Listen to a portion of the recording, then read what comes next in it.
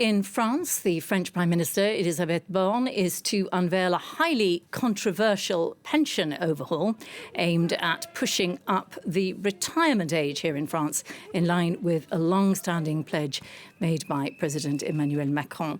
Well, the plans have already prompted quite a bit of criticism and calls for protests. I'm joined now by France 24's Mark Perelman, who is our French politics editor.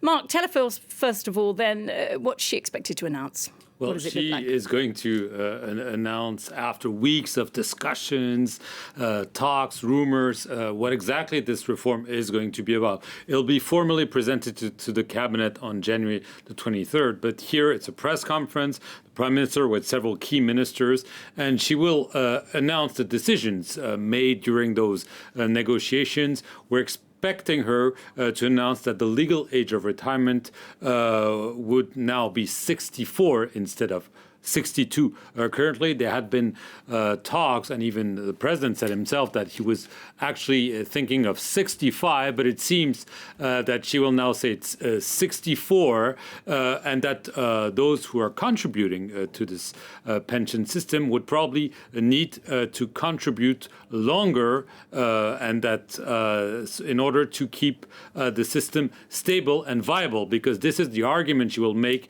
that there is a deficit, and it will only grow as the demographics are changing here in France. So it's an emergency for now, for the children, and so on. This is what the government has been saying. She will also announce that the minimum pension should be 1,200 euros a month. The question is whether this will only apply to future retirees or to everyone. We know that this is something that the Conservatives have been asking her in exchange for their support in Parliament, because this will be key.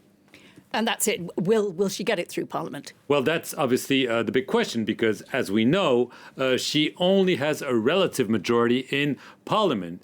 So either she can ram this through using Article 49.3 of the Constitution, which allows some budgetary text to be passed without a vote in Parliament. But this is extremely controversial, especially for an explosive reform like this, where there's strong opposition in Parliament, but also on the streets. So in order to avoid this procedure, she needs to get the support of the 62 Conservative MPs. It's only about 10% of the MPs at the National Assembly.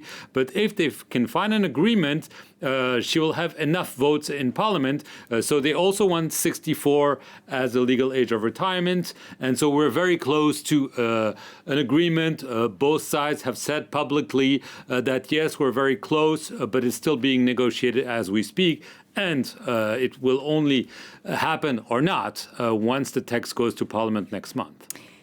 We don't have much time, but is she going to face massive opposition from the streets? Will she face them down? Absolutely. The unions have already said so. Even so-called reformist unions like the CFDT, who supported previous attempts at reforming the pension systems, they said if you raise the legal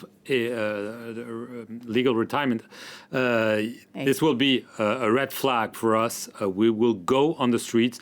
So you have a united union front. They're ready to mobilize, strikes, demonstrations, and this is how it happened last time around during Emmanuel Macron's first mandate. There was a massive social movement, and it was stopped in the track also by COVID. But this is really extremely risky for Emmanuel Macron. Okay. But he said he wants to reform it.